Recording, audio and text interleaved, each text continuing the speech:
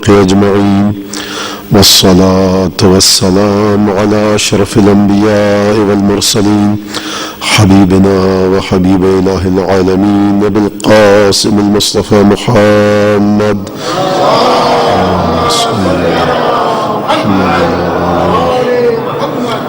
ثم الصلاة والسلام على أهل بيته الطيبين الطاهرين الذين أذهب الله عنهم الرجس وطهرهم تطهيرا.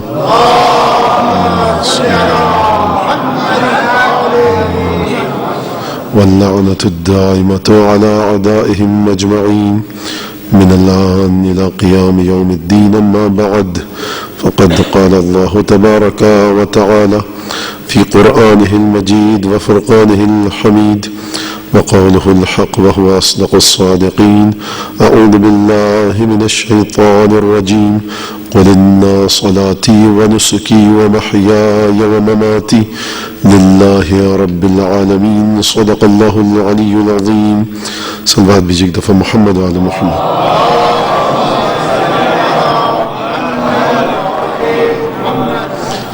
عزیزان گرامی، توحید موضوع بحث تھا، موضوع گفتگو تھا، اور اس پر گفتگو اپنی منازل طے کرتی رہی، اور نہیں پتا، میں نہیں جانتا کہ منزل مقصود تک میں آپ حضرات کو پہنچانے میں ناکام رہا یا کامیاب. بہرحال جہاں تک بھی گفتگو ہوئی اور گفتگو کے جو نکات بھی پیش کیے گئے، یقیناً میں یہ دعویٰ نہیں کر سکتا کہ میں نے کما حق گفتگو کا حق ادا کیا. گفتگو ذات پروردگار کے بارے میں ہے، معصومین کے بارے میں ہے، پنجتن کے بارے میں ہے، قرآن اور نہج البلاغہ پر ہو، تو یہ کوئی بھی شخص دعویٰ نہیں کر سکتا کہ اس نے گفتگو کا حق ادا کیا، سوائے اس ہستی کے کہ جو وعدے سے علم امیر المومنین ہے. لیکن یہ ضرور امید ہے مجھے کہ آپ حضرات کے ذہنوں میں کچھ نئے سوالات آئے ہوں گے، معرفت کے کچھ نئے دریچے کھلے ہوں گے، اور آپ حضرات کی سوچ میں، افکار میں، اذہان میں معرفت پروردگار اور معرفت اہل بیت کے حوالے سے کچھ نئے نکات آئے ہوں گے. یقیناً اس کی امید کی جا سکتی ہے، اور اس کی امید بھی میں اس لیے کر رہا ہوں کہ مجھے اپنی ذات سے کوئی امید نہیں ہے. بارہا عرض کر چکا ہوں کہ یہ صدقہ ہے فرش عزاداری سید الشہداء کا.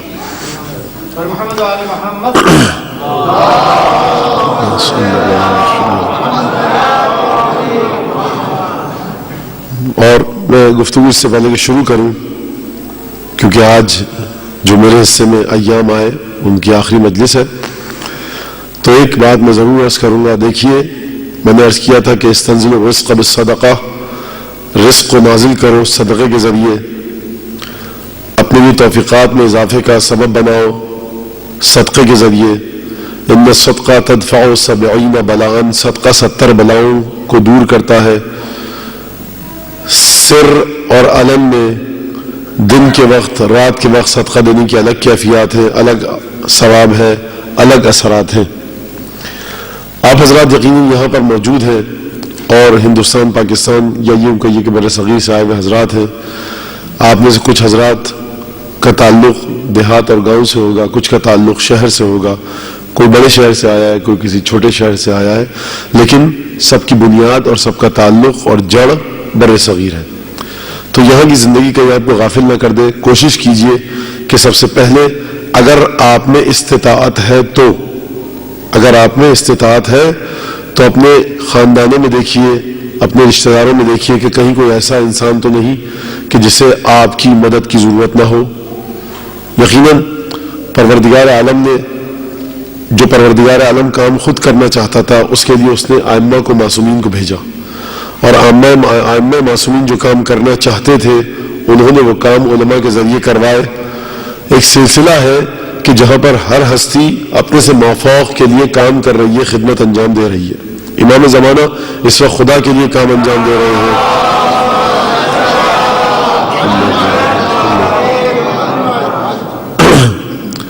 دیکھیے، میں یہ نہیں کہہ رہا کہ جو قرآن نے کہا ہے اسی بات کو بنیاد بنا کے میں کہہ رہا ہوں، اپنی طرف سے کوئی بات نہیں کہہ رہا. لا تجعل یدک مغلولۃ الی عنقک، اے مومن اپنے ہاتھ کو گردن سے باندھ کر مت رکھ، ولا تبسطها كل البسط، ورنہ اپنے ہاتھ کو پورا کھول دے، فتقعد ملوما محسورا، یہاں تک کہ جب تو اپنے ہاتھ کو پورا کھول دے گا تو حسرت کے ساتھ توہی دست اور تنگ دست ہو کر خود بیٹھ جائے گا۔ ان ربک یقدر لمن یشاء ویبسط، پروردگار عالم جس کے لیے چاہتا ہے رزق کو وسیع کرتا ہے، جس کے لیے چاہتا ہے رزق کو تنگ کرتا ہے، اور وہ اپنے بندوں کو بہت اچھی طرح سے دیکھتا ہے۔ تو یقیناً قرآن کا حکم یہ نہیں ہے کہ آپ اپنا پورا مال و دولت لٹا دیں، اور نہ قرآن کا حکم یہ ہے کہ مٹھی بند کر کے بیٹھ جائے۔ جتنی استطاعت ہے اس حساب سے ہندوستان پاکستان سے آئے ہوئے حضرات سے میری گزارش ہے کہ سب سے پہلے وہ اپنے اطراف میں دیکھیں اور خدمات انجام دیں۔ یقیناً یہاں پر آپ کے پاس وسعت مالی بہت زیادہ ہے۔ سب سے پہلے اپنے خاندان سے، گھر سے، رشتہ داروں سے شروع کیجئے، اور وہ حضرات کہ جن کا تعلق گاؤں سے، دیہات سے ہے، خدا نے انہیں توفیق دی پنجتن کے صدقے میں کہ ترقی کی منازل طے کی انہیں چاہیے کہ سب سے پہلے اپنے گاؤں، دیہات یا جس شہر سے آئے ہیں تعلیمی نظام کو بہتر بنانے میں اپنا کردار ادا کریں۔ جب تک تعلیم نہیں ہوگی ہماری قوم آگے نہیں بڑھ سکتی، ہماری قوم آگے نہیں بڑھ سکتی۔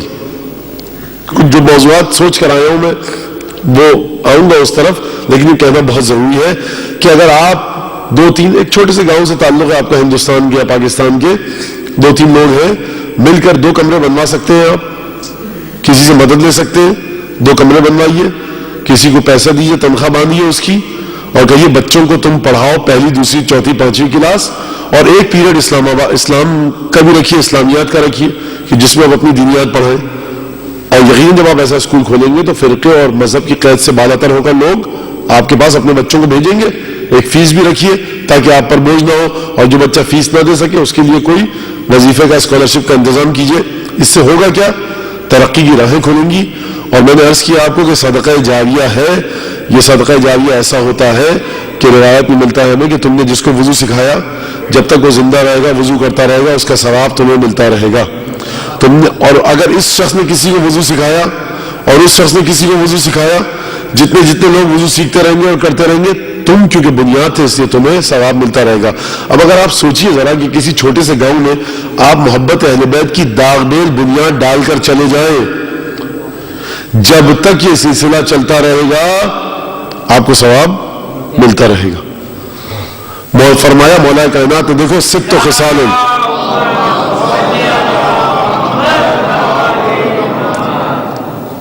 مولا کائنات نے فرمایا کہ دیکھو 6 خصال ينتفع بها المؤمن بعد موته، 6 چیزیں ایسی ہیں جو مومن کو اس وقت عطا ہوتی ہیں، فائدہ اٹھاتا ہے مومن 6 چیزوں سے کہ جیسے اس کی آنکھ بند ہوتی ہے۔ مولا یہ نہیں فرما رہے کہ غسل دینے کے بعد تمہیں میت کا جب غسل دیا جائے گا، قبر میں اتارا جائے گا، جب تم صراط پر جاؤ گے جنت جہنم کی تقسیم ہوگی، نہیں، ادھر مومن کی آنکھ بند ہوئی اور مولا کائنات فرما رہے ہیں کہ یہ 6 چیزیں ایسی ہیں کہ تمہاری آنکھ بند ہوتے ہی تمہیں ان کا اجر پہنچنا شروع ہو جائے گا۔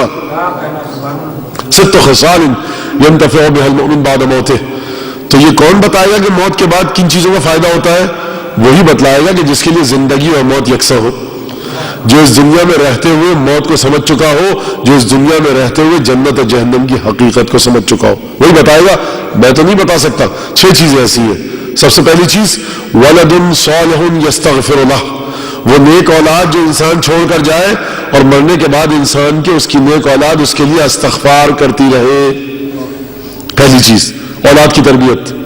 دوسری چیز ومصحف یقرأ فیہ، اگر یہ شخص میت ایسا قرآن چھوڑ کر جائے کہ جسے اس کے بعد پڑھا جاتا رہے، تو جیسے اس کی آنکھ بند ہوگی ابھی قیامت اور قبر کی پہلی رات کا انتظار نہیں کیا جائے گا، اس مومن کو ثواب ملنا شروع ہو جائے گا۔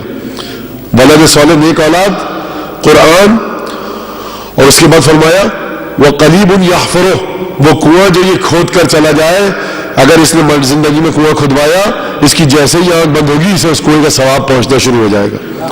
وہ صدقۃ ماء یجری ہے، اور پانی کا وہ صدقہ جو یہ جاری کر کے چلا جائے، کسی مسجد میں، مدرسے میں، اسکول میں، گھر میں، کہیں پر بھی، آپ کے علاقے میں کہیں بھی آپ کی استطاعت ہے، پانی کا صدقہ جاری کر دیجئے۔ حضور موٹر نہیں ہے پانی کی، کنواں بہت گہرا ہے، کنویں کے کھدوانے کا الگ ثواب ہے اور پانی کا صدقہ جاری کرنے کا الگ ثواب ہے۔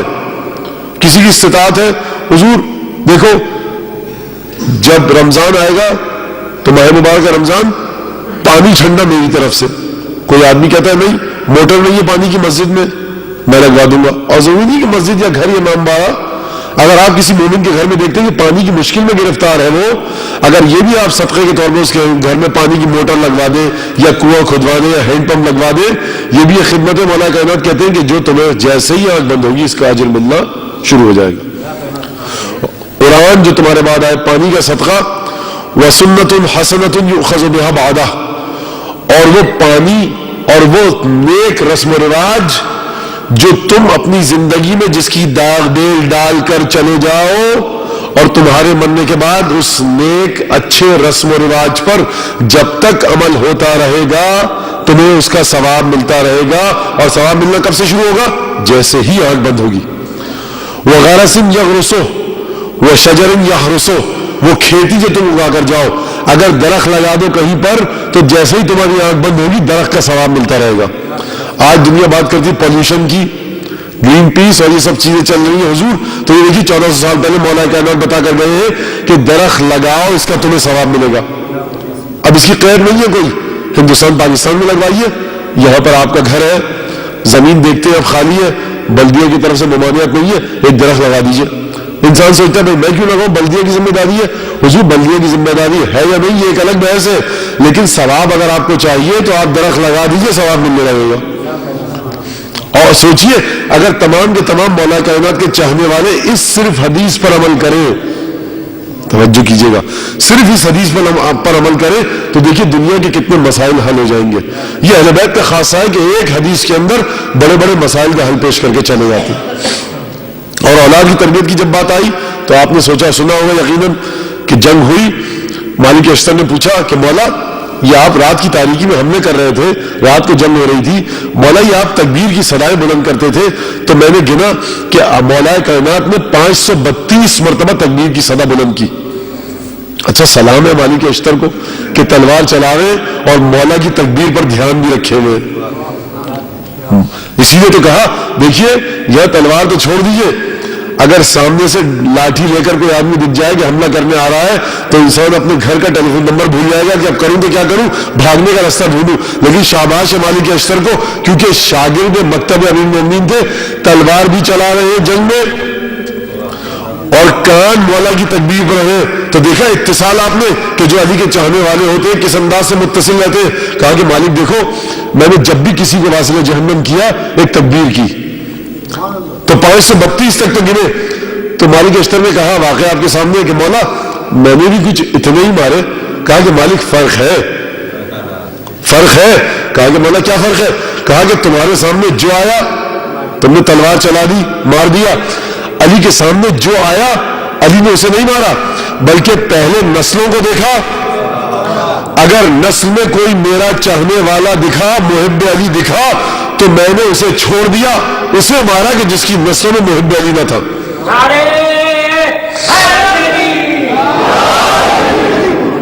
اب اس وقت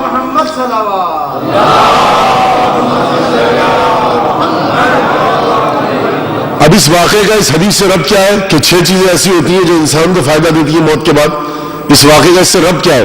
ربط یہ ہے کہ دیکھیے وہ شخص جو مستحق قتل تھا, توجہ ہے آپ کی, وہ شخص جو مستحق قتل تھا جنگ میں مولا کائنات کے سامنے آ چکا تھا, حملہ کر رہا تھا, علی ابن ابی طالب بھی تلوار سے بچ کر نکل گیا. وہ تلوار کہ جس سے کوئی بچ کر نہ نکل پائے اس سے یہ بچ کر نکلا نہیں, یہ بچ کر نہیں نکلا, مولا نے اسے بچا کر نکالا. اور در حقیقت مولا کائنات نے نہیں بچا کر نکالا.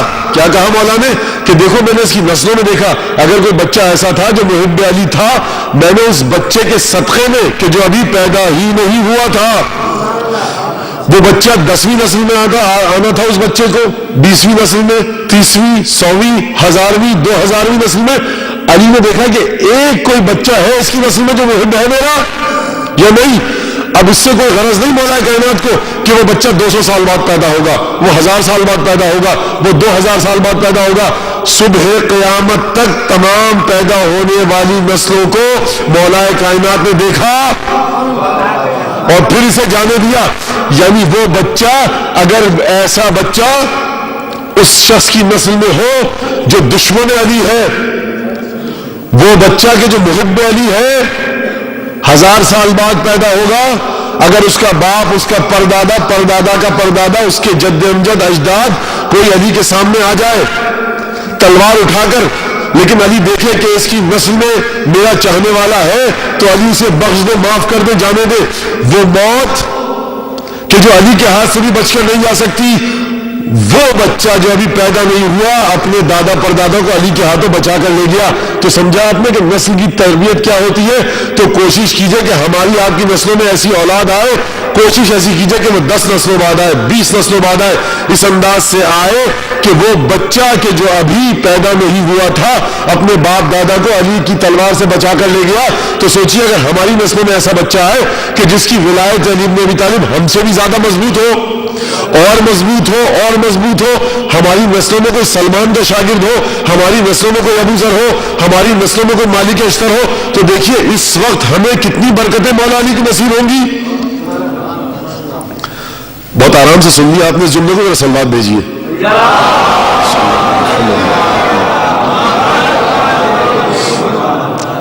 بہت اہم بات ہے، نسلوں کی تربیت پر توجہ کیجیے کہ نسلیں کس طرح سے بنائی جاتی ہیں۔ نسلیں علم سے بنتی ہے، نسلیں علم کے بعد عمل سے بنتی ہے۔ فرمایا چھٹے امام نے من عمل بما یعلم،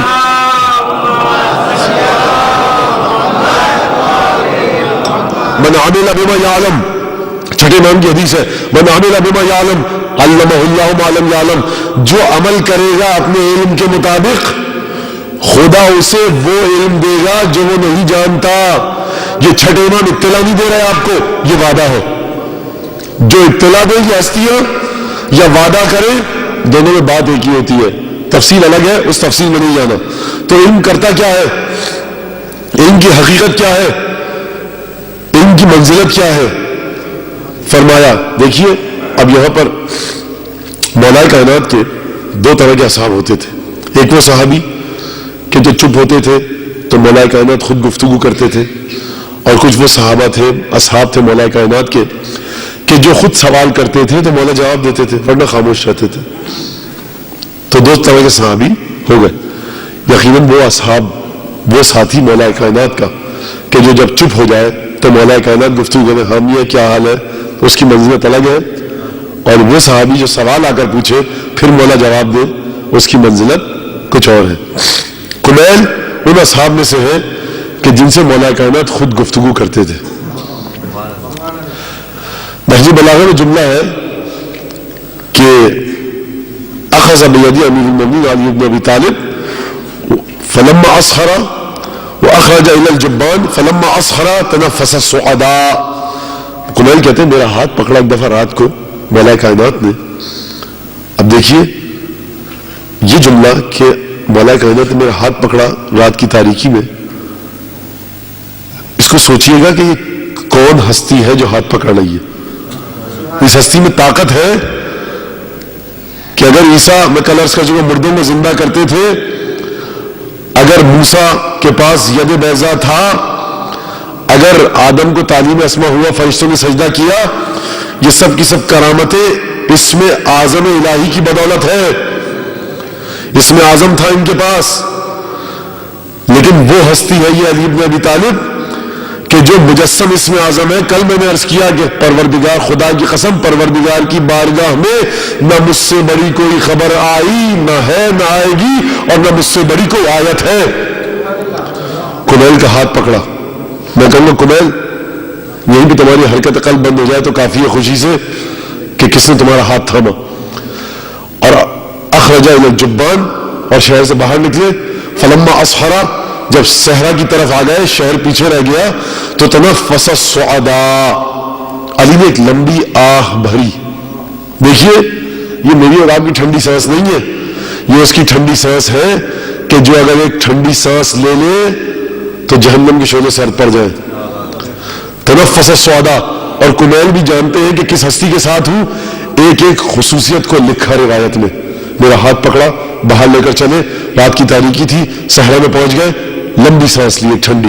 ورنہ کمیل اگر سمجھتے کہ علی بھی انہی لوگوں کی طرح ہے جو کوفے کی گلیوں میں گھوم رہے ہیں تو اتنی جزیات کے ساتھ تفصیلی طور پر رپورٹ تیار نہ کرتے. اور اس کے بعد ایک جملہ کہا. اب یہاں پر مولا کائنات سے کمیل کو پوچھے نہیں, کمیل نے کچھ نہیں پوچھا. کمیل کی منزلت دیکھیے, ہاتھ پکڑا, لے کر گئے باہر, تنفس السعداء, لمبی سانس لی اور خود کمیل سے گفتگو شروع کی. کمیل نے سوال نہیں کیا ہے, یا کمیل ان القلوب اویہ خیرها اوعاها فاحفظ عنی ما اقول. کمیل دیکھو, یہ دل برتنوں کی مانند ہے, یہ دل برتنوں کی مانند ہے. بہترین برتن کون سا ہوتا ہے؟ جس کی گنجائش سب سے زیادہ ہو. فاحفظ عنی ما اقول, دیکھو جو میں کہہ رہا ہوں نا, جو میں کہہ رہا ہوں, ہم اور آپ کیا کہتے ہیں؟ جو میں کہہ رہا ہوں اسے غور سے سنو. یہ مولا کہنا تو نہیں کہا. کمیل دیکھو, یہ دل برتنوں کی طرح ہے, بہترین برتن وہ ہے جس کی گنجائش سب سے زیادہ ہو. تو جو میں کہہ رہا ہوں اسے سنو. کیا علی ابن ابی طالب نے یہ جملہ کہا؟ نہیں. کہا کہ جو کہہ رہا ہوں اسے خوب اچھی طرح حفظ کر لو. سماعت تک محدود مت رکھو اپنے آپ کو, اسے حفظ کرو, اپنے ذہن میں رکھ لو. گوش جاں سے ہمتن گوش ہو کر اپنی جان میں رگ و پے میں اتار لو. فاحفظ عنی ما اقول, جو میں کہہ رہا ہوں اسے حفظ کر لو, یاد رکھنا. یہ پھر موقع ایسا نصیب نہیں ہوگا. دیکھو خود فرمائے الفرصت تمر کمر السحاب, وقت کو غنیمت سمجھو, یہ ابر بہاری کی طرح گزر جاتا ہے. بادل کب آیا کب چلا گیا پتہ نہیں لگتا. یہ بہت اچھا موقع ہے, جو کہہ رہا ہوں غور سے سننا. پھر ایسا وقت نصیب نہیں ہوگا کہ تمہیں علی جیسا امام ملے, اکیلے میں لے جا کر گفتگو کرے. کون امام؟ کون امام بھائی؟ اب دیکھیے میں ادھر ادھر نہیں بھٹک رہا, لیکن میں کیا کروں کہ اس کے ساتھ جو پیرالل ایک حدیث ہے وہ بھی سنانا چاہتا ہوں آپ کو. اکثر لوگ کہتے ہیں مولانا آپ کہیں سے کہیں نکل جاتے. حضور میں کہیں سے کہیں نہیں نکلتا, لیکن موضوعات پر جتنی روایات, احادیث, آیات, جو نکات ہوتے ہیں وہ بیان کرنا میری ذمہ داری ہے اپنی بذات کے مطابق. ایک وہ کہ جس کا ہاتھ پکڑ کے لے کر گئے, کہا کہ دیکھو جو کہہ رہے ہو غور سے سنو. اور کچھ صحابی کچھ لوگ آئے مسجد کوفہ میں, مولا کائنات تشریف فرما ہے, آپ جانتے ہیں جن حضرات نے مسجد کوفہ کی زیارت کی ہے. کہا کہ یا علی حدثنا, اے علی گفتگو کرو. کہا کہ بھائی تم میں طاقت نہیں گفتگو کی, میرا اپنا وقت برباد مت کرو, یہ میری زبان میں ہے. تم میں گفتگو میری سننے کی طاقت ہی نہیں ہے, کیا سنو گے؟ نہیں بھائی علی کوئی بات چیت کوئی اور کیا ہو رہا ہے. اب دیکھیے معیار بتا رہا ہے گفتگو کرنے والے کا, کتنے نادان لوگ تھے, کس سے کہہ رہے ہیں اچھا اور کوئی گپ شپ, کوئی بات نہیں تازی. حضور سوال سوچ کے آئیے, آپ کس کی بارگاہ میں آ رہے ہیں؟ یہ عام انسان ملتے ہیں اور کوئی نئی تازی. نئی تازی کیا مطلب؟ ہمیشہ علی کے پاس تازی خبریں ہیں, آپ کو کون سی خبر چاہیے بتائیے. اور مولا نے کیا کہا, میں تم سے کیا گفتگو کروں, تم میری گفتگو کے قابل نہیں ہو. ان سے کہا میری گفتگو کے قابل نہیں ہو, طاقت نہیں ہے سمجھنے کی. اور اس کو ہاتھ پکڑ کر لے کر گئے اور کہا تنفس السعداء یا کمیل فاحفظ عنی ما اقول, جو کہہ رہا ہوں اسے غور سے سن. دیکھیے فرق کتنا ہے. کہا کہ لابد لکا علی, علی علی گفتگو کرو بھائی, ہم آئے ہیں, وقت ہے ہمارے پاس. اچھا بڑا افتخار ہے, گویا کہ علی ابن ابی طالب کو اعزاز دے رہے ہیں یہ لوگ کہ ہم تمہارے پاس آئے. حضور آپ کو تو علی کے گھر کا طواف کرتے رہنا ہے. مولا کہنے کا اچھا اٹھو, اور مسجد سے نکلے, بیت الشرف میں آئے, جو حضرات جا چکے ہیں پیچھے مولا کائنات کا بیت الشرف ہے, وہاں گئے, اندر بلایا, دروازے کی کنڈی لگائی, کہا بیٹھ جاؤ. بیٹھ گئے. تم نے خود فرمائش کی تھی نا, ٹھیک ہے. جب تم نے خود کہا تھا تب سنو. انا الاول وانا الاخر, انا الظاہر وانا الباطن, انا احیی انا امیت. میں ہی اول ہوں, میں ہی آخر ہوں, میں ہی ظاہر ہوں, میں ہی باطن ہوں, میں موت دیتا ہوں, میں زندگی دیتا ہوں. انا الاول انا الاخر انا الظاہر انا الباطن انا احیی انا امیت, یہ ساری صفات میری ہیں. میں ہی اول ہوں, میں ہی آخر ہوں, میں ہی ظاہر ہوں, میں ہی باطن ہوں, میں موت دیتا ہوں, میں زندگی دیتا ہوں. روایت شیخ مفید نے.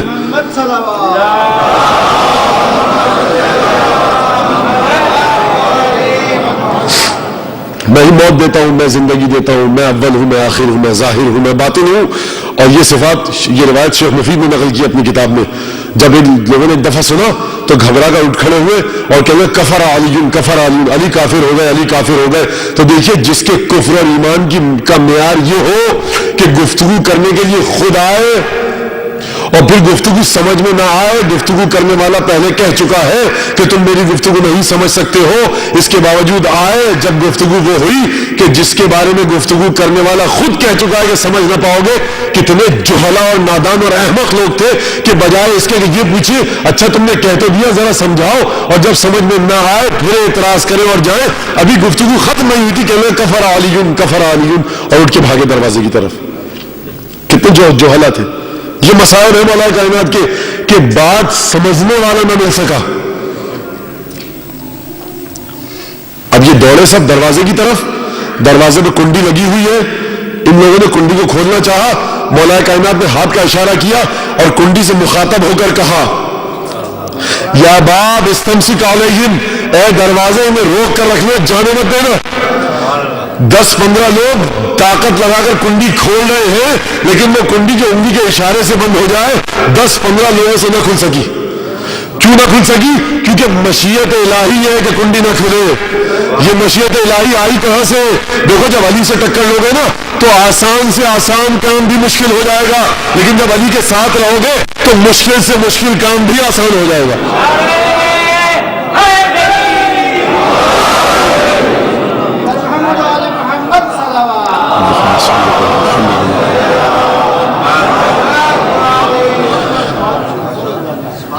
کہا کہ ذرا آؤ، کہا تھا میں تم سے، کیوں ضد کی تھی؟ کنڈی نہیں کھلی، اب کریں تو کیا کریں، مجبور ہے، بیٹھنا پڑے گا، بھاگ کے کہہ جائیں گے، کھول سکتے کنڈی تو کھول لو۔ کہا کہ دیکھو میں نے کہا انا الاول وانا الاخر، انا اول من آمن بداعی رسول اللہ، میں سب سے پہلا ہوں جس نے تصدیق کی رسول کی، وآخر من شایعہ، اور سب سے آخری ہوں کہ جس نے رسول کو قبر میں اتارا اور رخصت کیا، انا الظاہر وانا الباطن، یعنی میں ظاہر ہوں اور میں باطن، میرے پاس ظاہر کا بھی علم ہے، میرے پاس باطن کا بھی علم ہے، انا امیت و انا احیی و انا امیت، میں مارتا ہوں، رسول سے متضاد کردار کو ختم کر دیتا ہوں بدعتوں کو، وانا احیی السنہ، اور رسول کے کردار کو میں زندہ کر رہا ہوں۔ اب دیکھیے ظاہر کا بھی علم ہے، باطن کا بھی علم ہے، بات وہی تھی لیکن آسان کر بھی تو ان کی سمجھ میں آ گئی بھائی ظاہر و باطن کا علم کیا ہوتا ہے، وہ کون سی باطنی طاقتیں جن کا علم مولا کائنات کے پاس ہے، وہ سب سے اول جس نے رسول کی تصدیق کی تو رسول کی اولیت سمجھیے تو علی کی تصدیق کی اولیت سمجھ میں آئے گی، رسول کی آخرت سمجھیے تو علی کی آخرت سمجھ میں آئے گی کہ رسول کا آخری مرتبہ کیا تھا، علی کا آخری مرتبہ سمجھ میں آئے گا، علم ظاہر و باطن کو سمجھیے علی کا علم سمجھ میں آئے گا۔ انسان سمجھ ہی نہیں سکتا کہ علم ظاہر و باطن کیا ہے، بس جب ظاہر و باطن نہیں سمجھ سکتے تو علم علی ابن ابی طالب کو بھی نہیں سمجھ سکتے، اگر حیات کو ہی نہیں سمجھ سکتے تم حیات علی ابن ابی طالب کو بھی نہیں سمجھ سکتے، جب تم رسول کی اولیت کو نہیں سمجھ پاؤ گے تو سوچو کہ جب رسول تھے اس کو نہیں سمجھ پائے تو جو علی نے رسول کی تصدیق کی اس کو کیسے سمجھ پاؤ گے۔ علم ظاہر و باطن آپ جان چکے ہیں، سن چکے ہیں کہ جب حضرت سلیمان نے کہا تھا کہ کون ہے جو ملکہ بلقیس کا تخت لے کر آئے گا، قال عفریت من الجن انا آتیک بہ قبل ان تقوم من مقامک، جناب سلیمان میں ملکہ بلقیس کا تخت لے آؤں گا یمن سے فلسطین میں، اس سے پہلے کہ آپ اپنی جگہ سے اٹھے دربار برخاست ہو۔ سلیمان نے توجہ نہیں کی، قال الذی عنده علم من الکتاب، کہا اس نے جس کے پاس کتاب کی ایک مخصوص مقدار تھی علم کی، انا آتیک بہ قبل ان یرتد الیک طرفک، اے جناب سلیمان اس سے پہلے کہ آپ کی پلک جھپکے میں اس تخت کو یمن سے صنعاء سے اٹھا کر فلسطین جاؤں گا۔ نقشہ جا کر دیکھیے گا صنعاء کا فلسطین سے فاصلہ کتنا ہے۔ تو میں یہ کہنا چاہ رہا تھا کہ جو طاقت آئی تھی وہ علم کی بنیاد پر تھی۔ قال الذی عنده علم من الکتاب، چھٹے امام کے پاس کوئی آدمی آیا اور اس نے کہا کہ مولا گفتگو ہوتی ہے اس طرح سے،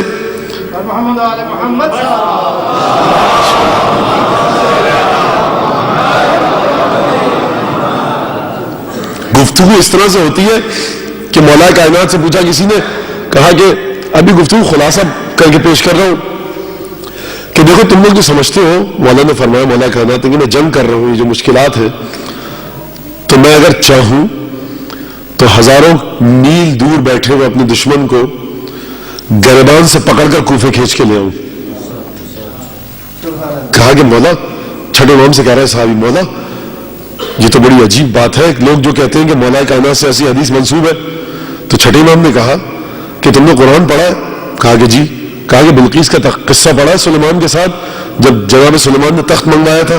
کہا کہ ہاں. کہا وہاں کیا ہے؟ کہا کہ قال الذی عنده علم من الکتاب ہے. کہا اس نے جس کے پاس کتاب کا تھوڑا سا علم تھا، ایک مقدار تھی مخصوص، اس نے کہا کہ میں اس سے پہلے کہ آپ کی پلکیں جھپکے میں اس تخت کو لے آؤں گا. تو چھٹے امام دیکھیے کتنی خوبصورتی کے ساتھ استدلال فرما رہے. کہا کہ وہ کون تھا جس نے کہا کہ علم من الکتاب تھا؟ کہا کہ وہ حضرت سلیمان کے وزیر تھے آصف ابن برخیہ.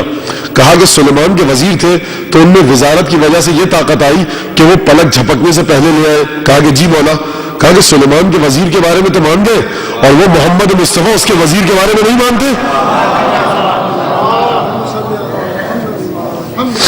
اب اگر چھٹے امام یہ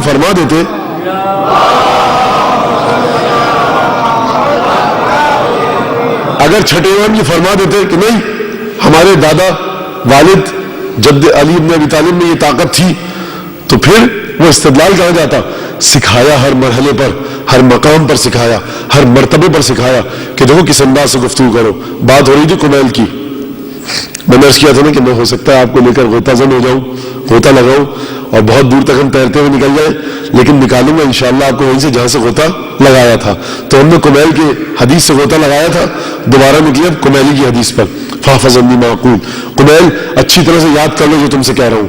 الناس ثلاثہ، یہ مولا کائنات کا فیصلہ ہے. چاہے ممبر پر بیٹھا ہوا شخص ہو یا ممبر کے نیچے بیٹھا ہوا سننے والا شخص ہو، چاہے مزدور ہو، چاہے تاجر ہو، چاہے میز پر بیٹھ کر دستخط کر کے اور قلم کے ذریعے کام کرے یا کدال پھاوڑے اور بیلچے کے ذریعے مزدوری کرے، چاہے زندگی کے ادنیٰ طبقے سے تعلق رکھتا ہو یا زندگی کے اعلیٰ اور عرفہ طبقے سے، مفلس ہو، گداگر ہو یا متمول اور مالدار ہو، مرد ہو یا زن، جوان ہو یا بوڑھا، جس فرقے سے تعلق رکھتا ہو، جس مکتب سے تعلق رکھتا ہو، مولا کائنات فرما رہے ہیں الناس ثلاثہ، لوگ تین طرح کے ہیں. اس میں یہودی بھی شامل ہے، عیسائی بھی شامل ہے، سکھ بھی شامل ہے، ہندو بھی شامل ہے. تمام کے تمام لوگ الناس ثلاثہ، لوگ تین قسموں پر ہیں. دیکھیں کتنا علم چاہیے. لوگ تین قسموں پر ہیں: عالم ربانی او متعلم علی سبیل نجات وحمج رعا. تین طرح کے لوگ ہیں. پہلا وہ کہ جو عالم ربانی ہے، جس کے علم کے چشمے اور اس کے سوتے پروردگار کی بارگاہ سے منسلک ہیں، عالم ربانی. او متعلم علی سبیل نجات، یا وہ شخص کہ جو علم سیکھ رہا ہے نجات کے راستے پر. تو دیکھیے یا عالم بننا پڑے گا یا متعلم. تیسرے کون ہے؟ حمج رعا یمینون الی کل نائق. دیکھو یہ وہ لوگ ہیں تیسرے، حمج رعا، یہ وہ لوگ ہیں کہ جو صرف چیخ پکار کرتے ہیں، جنہیں باتیں کرنی آتی ہیں. یمین اتباع کل نائق یمینون مع کل ریح، یہ ہر پکارنے والی آواز کے ساتھ چل پڑتے ہیں. شیعہ سنی کی بات نہیں کی، یہودی عیسائی کی بات نہیں کر رہے، ہندوستانی پاکستانی کی بات نہیں کر رہے، مغربی اور مشرقی کی بات نہیں کر رہے، شمالی اور جنوبی حصے کی دنیا کی بات نہیں کر رہے. کہا کہ لوگ تین طرح کے ہیں، مذہب جو چاہو اختیار کرو، لیکن دیکھو یاد رکھنا نجات کے رستے پر ہو یا نہیں، عالم ربانی بنو یا نجات کے رستے پر چلنے والا وہ شاگرد بنو کہ جو علم حاصل کرے. تیسری قسم حمج رعا یمینون مع کل ریح اتباع کل نائق، ہر آواز نکالنے والے کے، اب میں اردو کا ایک لفظ ہے اس سے استفادہ کروں، ہر رینکنے والی، رینکنے نہیں کہہ رہا میں کرالنگ کے معنی میں، ہر رینکنے والی آواز کے پیچھے، یہ بڑا دقیق اور باریک لفظ ہے، ہر رینکنے والی آواز کے پیچھے یہ چل پڑتے ہیں اور ہر ہوا کے جھونکے کے چلنے کے ساتھ یہ لرزنے لگتے ہیں. فیصلہ کیجئے آپ کس میں ہے. ہر پکار جو آتی ہے اس کے پیچھے چل پڑتے ہیں یا نہیں. پھر مولانا صفت بیان کی، کہا کہ دیکھو عالم ربانی الگ، متعلم علی سبیل نجات الگ، ان دو پر گفتگو نہیں کروں گا. دیکھیے سمجھ میں آ گیا عالم ربانی ہے یا متعلم علی سبیل نجات ہے، یہ دو چیزیں سمجھ میں آ گئی یا نہیں ہے، یا اس میں وضاحت کروں، آگے بڑھوں؟ ٹھیک ہے.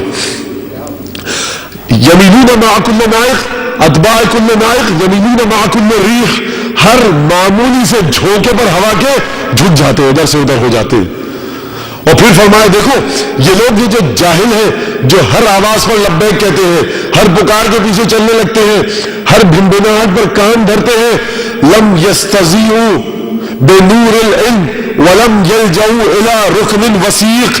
ان کی خصوصیت یہ ہے، یاد رکھنا کمیل، کہ نہ انہوں نے کسی کے نور علم سے کسب نور کیا اور نہ کسی مضبوط ستون کی پناہ میں آ کر پناہ حاصل کی. اس کا مطلب یہ ہے کہ جاہل ہونا بری بات نہیں ہے.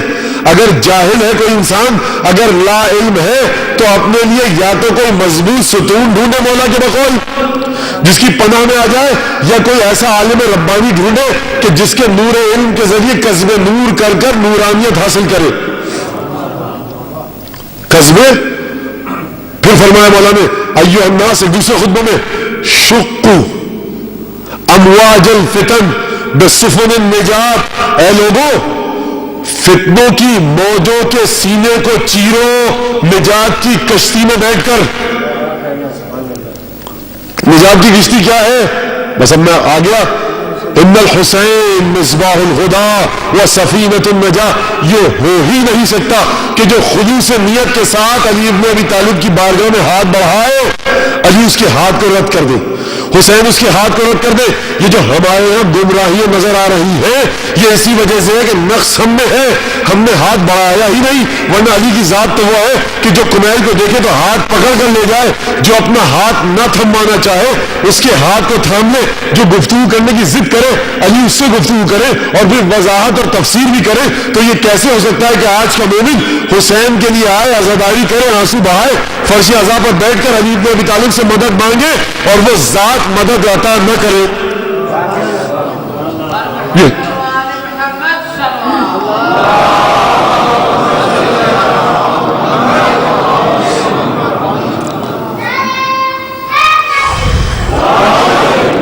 ایھا الناس شقوا امواج الفتن بسفن النجات. نجات کے سفینوں کے ذریعے فتنوں کی امواج کو، فتنوں کی لہروں کو چیرو. کتنی خوبصورت جملے دیکھیے، کتنے خوبصورت جملے، کتنے خوبصورت ہے. فاحفظنی ما اقول. کمیل یاد رکھو یہ وہ لوگ ہیں کہ نہ کسی مضبوط ستون کے پیچھے جا کر چھپے پناہ حاصل کی اور نہ کسی کے نور علم سے نور لیا. نور علم کیا ہوتا ہے؟ وہی جو نہج البلاغہ میں فرمایا مولا کائنات نے کہ دیکھو عثمان ابن حنیف کے بارے میں جب پتہ لگا کہ عثمان ابن حنیف نے ایک بے قاعدگی کی ہے، قانون کی خلاف ورزی کی ہے اور ایک ایسی دعوت میں گئے ہیں جہاں غریبوں کو دھتکار کر نکالا جا رہا تھا اور امیروں کے لیے دعوت کے دروازے کھلے ہوئے تھے. ایک دفعہ علی ابن ابی طالب کو غیظ آیا، جلال آیا اور یہ کہا، اقتباس پیش کر رہا ہوں، الا ان لكل امام مأموم اماما يقتدي به ويستضيء من نور علمه. آگاہ رہو عثمان ابن حنیف، ہر انسان کا ایک امام ہوتا ہے جس کے پیچھے وہ چلتا ہے اور اس کے ساتھ ساتھ منسلک رہتا ہے، اقتدا کرتا ہے اور اس کے نور علم سے نور حاصل کرتا ہے. آپ سمجھ میں آیا مولا کائنات جو کہہ رہے ہیں لم یستضیعوا بنور العلم، انہوں نے کسی کے نور علم سے نور علم حاصل نہ کیا تو وہ نور علم کا کہاں ملے گا؟ وہ ملے گا علی ابن ابی طالب کے دربار سے. الا وان لكل مأموم اماما يستضيء من نور علمه ويقتدي به. وہ اس کے پیچھے پیچھے چلتا ہے، اس کے نور علم سے علم حاصل کرتا ہے. اور پھر فرمایا مولا نے الا، 3 دفعہ 4 دفعہ کہا مولا کائنات نے یہاں پر الا. الا کے معنی کیا ہے عربی میں؟ آگاہ رہو، جان لو. جب علی کہے کہ جان لو تو اس کا مطلب ہے موضوع بہت اہم ہے. الا وان لكل مأموم اماما يقتدي به ويستضيء من نور علمه. الا وان امامكم قد اكتفى من دنياكم بتمريه ومن طعمه بقرصيه. اے عثمان ابن حنیف جان لو کہ تمہارا امام اس دنیا کے صرف 2 روٹیوں سے جو کی اور 2 کھجوروں پر قناعت اور اکتفا کر چکا ہے. اور پھر مولا کو پتا تھا کہ شیعہ پریشان ہو جائیں گے، مولا کہ ہم کیا کریں؟ تو فرمایا الا وانکم لا تقدرون علی ذلک. عثمان ابن حنیف جان لو کہ تم میری طرح کی زندگی گزارنے کی طاقت نہیں رکھتے. لیکن دیکھو تم میری طرح کی زندگی گزارنے کی اگر طاقت نہیں رکھتے، لیکن دیکھو اعینونی بورع وعفۃ واجتہاد وصداد، میری طرح زندگی نہیں گزار سکتے تو کم از کم پاک دامنی کے ذریعے، عبادت میں کوشش کے ذریعے اپنی شخصیت کو مضبوط بنا کر تقوی اختیار کر کے علی کی مدد تو کر سکتے ہو. ولیکن اعینونی بورع وعفۃ واجتہاد وصداد، علی کی مدد تو کرو کم از کم ان چیزوں کے ذریعے. وہ جو کل کا مشکل کشا ہے وہ اپنے شیعوں سے مدد مانگ رہا ہے. کس طرح سے مدد مانگ رہا ہے؟ کردار سازی کی مدد مانگ رہا ہے کہ علی ابن ابی طالب کو آپ کی مدد کی ضرورت ہے. نہیں، در حقیقت یہ علی ابن ابی طالب کی بلند کرداری ہے، اعلیٰ ہمتی ہے کہ آپ کی محتاجی کو اپنی محتاجی بنا کر پیش کیا. ملے گا کہیں کوئی ایسا امام کہ جو آپ کی ذات کے فقر کو، آپ کی ذات کی مجبوری کو اپنی مجبوری بنا کر پیش کرے؟ قدر سمجھے انسان ایسے امام کی. کمیل دیکھو، عالم ربانی حمد رعا یمیلون مع کل نائق لم یستضیئوا بنور العلم. اور پھر فرمایا مولا نے، عجیب جملہ ہے سنیے گا، اور پھر اپنے سینے کی طرف اشارہ کیا، انہا ہنا لعلما جما لو اصبت له حملتا. یہاں پر پورے کا پورا علم موجود ہے کمیل. اور پھر فرمایا کاش علی کو ملتا کوئی ایسا کہ جسے علی اپنا علم منتقل کر سکتا. اور پھر فرمایا بلا اصبت حملتا لقنا غیر معموم علیہ. ہاں مجھے کچھ لوگ ایسے ملے، ایسے لوگ ملے کہ جن کی صرف زبانیں چلتی تھی. پتہ نہیں قیامت میں میرا حشر کیا ہوگا کہ وہاں یہ کہا جائے گا میاں مولانا تمہاری زبان چلتی تھی، عمل کے معاملے میں تم کورے تھے. مگر یہ کہ آپ حضرات دعا کریں کہ خدا اس گفتگو کے نتیجے میں عمل کی توفیق مجھے بھی دے اور آپ کو بھی. کچھ نہیں پتا کسی کو کہ انسان خدا انسان کے ساتھ کیا سلوک کرے گا قبر میں اور قیامت میں. اگر توقع ہے تو انہی ہستیوں سے کہ جن کے صدقے میں ہم یہاں موجود ہیں. بلا اصب تو حملتن، ہاں کچھ ملے لوگ ایسے، لقنا غیر معموم علیہ، کچھ ایسے ملے کہ جن کی زبان چلتی تھی جو صرف رٹو توتے تھے.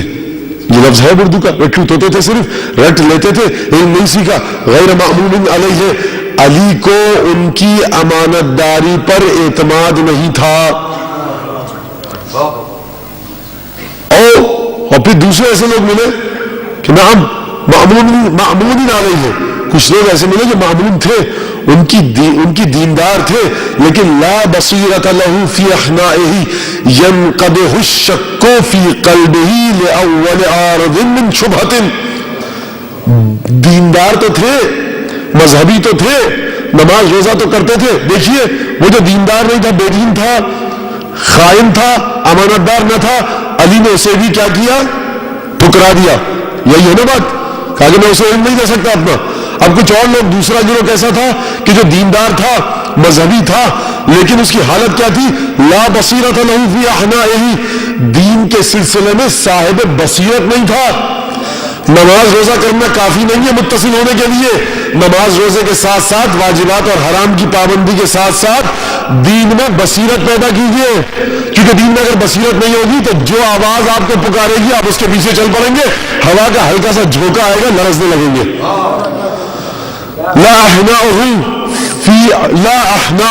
لا بصیرت له فی احنائه، دین کے سلسلے میں صاحب بصیرت نہیں تھا.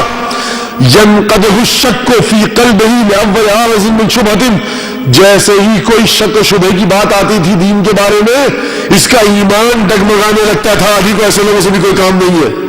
ہاں کچھ ایسے لوگ بھی ملے کہ جو مذہبی بھی تھے، دیندار بھی تھے، حرام حلال کی پابندی کرتے تھے، بصیرت بھی تھی، لیکن سلسل قیادت للشہوت منہوم بالجمع والادخار. لیکن ان لوگوں کی بدبختی یہ تھی کہ یہ شہوتوں کے غلام تھے، مال جمع کرنے کی طاقتوں میں لگے رہتے تھے. علی کو ان کی بھی ضرورت نہیں ہے.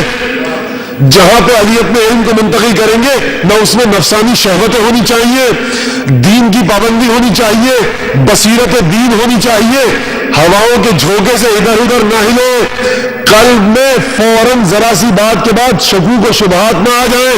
علی کو ایسوں کی ضرورت ہے. پھر فرمایا لیس ہما برعاۃ الدین، یہ لوگ جو میں نے تمہیں گنائے نا کمیں، یہ دین کا خیال رکھنے والوں میں سے نہیں ہے. ہما اشبہ شیء شبہن کل انعام السائلہ. اللہ اکبر، انسان اس پر جتنا ماتم کرے کم ہے. فرمایا ان لوگوں کی مثال بھی تمہیں قبول کس طرح سے ہے؟ جب خود بتا دیا مولا آپ نے سب، اب مثال دینے کی کیا ضرورت؟ علی ابن ابی طالب چاہتے کہ مضبوطی کے ساتھ ان لوگوں کے تابوت میں آخری کیل ٹھوک دے. کیا اشبہ شیء شبہن کل انعام السائلہ کل انعام السائمہ. یہ وہ لوگ ہیں، ان کی مثال، بہترین مثال، بہترین تصویر ان کی وہ چوپائے ہیں جو گھاس چرتے ہیں. یہ علی ابن ابی طالب کا فیصلہ ہے حضور. اگر بصیرت نہیں ہے دین میں، اگر ایک ہینڈل آ گیا، ایک SMS آ گیا، ایک YouTube پہ چیز چل گئی، ادھر سے ادھر ہو گئے، بصیرت نہیں ہے، کوئی کام کے نہیں ہے، نہ آپ نہ میں۔ اسے ہم جیسے لوگ کہ جن کے دین میں بصیرت نہیں ہے، علی ابن ابی طالب کے گھر کے ڈسٹ بن کے بھی لائق نہیں ہے۔ حقیقت ہے، کسی کو مذاق لگے تو لگے، لیکن حقیقت ہے ہم علی ابن ابی طالب کے گھر کے کوڑے دان کے لائق بھی نہیں ہے، کیونکہ کچھ آدمی چیزیں کوڑے دان میں ایسی رکھتا ہے کہ صبح کو جب بلدیہ والے آئیں گے تو انہیں دے دے گا، اور کچھ کوڑا کرکٹ ایسا ہوتا ہے کہ انسان کہتا ہے گھر میں مت رکھو، فوراً باہر پھینک کے آؤ۔ تو کم از کم انسان اگر ایسا بن جائے کہ علی ابن ابی طالب کے گھر کے کوڑے دان کے لائق ہو تو تب بھی غنیمت ہے کہ کچھ گھنٹوں کے لیے تو علی کے گھر میں رہ جائے۔ تو نہ بصیرت بھی، علی ابن ابی طالب کو بصیرت بھی چاہیے، علی ابن ابی طالب کو واجب اور حرام کی پابندی بھی چاہیے، علی ابن ابی طالب کو شکوک و شبہات سے دور ایمان چاہیے۔ یہ جب مومن بنے گا تب شاید علی ابن ابی طالب کے علم کی روشنی اس تک پہنچ سکے، یہ وجہ ہے۔ اور دیکھیے نہج البلاغہ کے بارے میں شیخ محمد عبدہ جامع ازہر کے استاد ہیں، شیخ ہیں، آپ لوگوں نے نام سنا ہوگا، جائیے گا، گوگل سب کے پاس ہے، اور وہاں جا کر شیخ محمد عبدہ لکھیے گا اور پھر دیکھیے گا کہ یہ جامع ازہر کے شیخ تھے۔ یہ کہتے ہیں کہ مجھے نہج البلاغہ ایک دفعہ حادثاتی طور پر ملی۔ ایک سلوات بھیجیے محمد عالم۔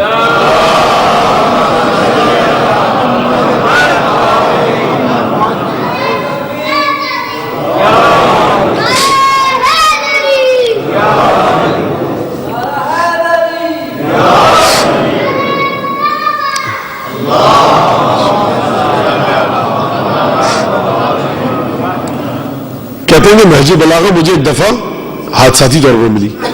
فرماتے ہیں وہ لکھا ہے مقدمہ نہج البلاغہ ان کے فٹ نوٹ کے ساتھ چھپ چکی ہے، جامع ازہر۔ اب دیکھیے جب سورج نکلتا ہے تو سکھوں کے لیے بھی نکلتا ہے، مسلمانوں کے لیے بھی نکلتا ہے، ہندوؤں کے لیے بھی نکلتا ہے، عیسائیوں کے لیے بھی نکلتا ہے، نہ فرقے کی قید، نہ نسل کی، نہ ذات پات کی۔ نہج البلاغہ سورج ہے، کوئی سنی عالم ہو، کوئی شیعہ عالم ہو، کوئی یہودی ہو، کوئی عیسائی ہو، نہج البلاغہ تو سورج ہے، جو دیکھے گا روشنی متاثر کرے گی۔ تو کہا فقط اوفى لي حکم القدر بالاطلاع على کتاب نہج البلاغہ مصادفة بلا تعمل، مجھے قضاء و قدر الہی نے کچھ ایسا انتظام کیا کہ مجھے حادثاتی طور پر نہج البلاغہ دکھ گئی۔ اصبته على تغیر الحال وتبلبل بال، میں نے غمگین بیٹھا تھا، پریشان، اضطراب کے عالم میں، ذہن پر دباؤ تھا، ہوتا ہے کیفیت آتی ہے زندگی کی گرفتاریاں، مشکلات، کہ میں کمرے میں بیٹھا ہوا تھا، اپنے کتابوں کی تھپی لگی ہوئی تھی، تو میں اپنی سوچوں میں گم تھا، پریشانی، ایک عجیب اکتاہٹ، عجیب قلبی کیفیت، اختلاج، ایک ہوتا ہے نا کہ انسان پہ ایسے حالات طاری ہوتے ہیں۔ اصبته مصادفة على تغیر الحال وتبلبل بال، میری سوچ اس وقت صحیح تھی، ایک عجیب دماغ پریشان تھا اور میرا حالت بڑا متغیر تھا، بڑی ایک بےقلی سی کیفیت تھی۔ مجھے دیکھی نہج البلاغہ ایک کتاب تو میں نے کھینچ کے نکالی وہاں سے،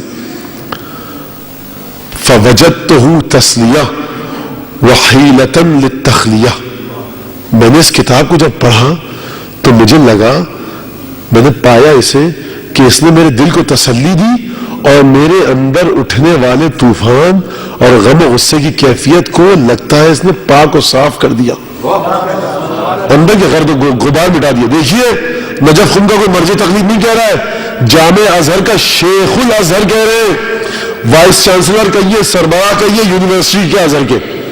تو مجھے لگا کہ مجھے اس کتاب نے تسلی دی، وہ الفاظ ہیں لکھے ہوئے جو مولا کائنات نے کہے، سوچئے کہ وہ الفاظ جو مولا کائنات کی زبان سے نکلے، کتاب پر آئے، بے جان الفاظ جب کوئی پڑھے تو تسلی مل جائے، تو سوچئے اگر کوئی علی ابن ابی طالب کی زبانی وہ الفاظ سنے تو اس کا کیا حال ہوگا، اور سوچئے کہ جو علی ابن ابی طالب کی روح سے متصل ہو جائے اس کے اطمینان خاطر کا کیا حال ہوگا۔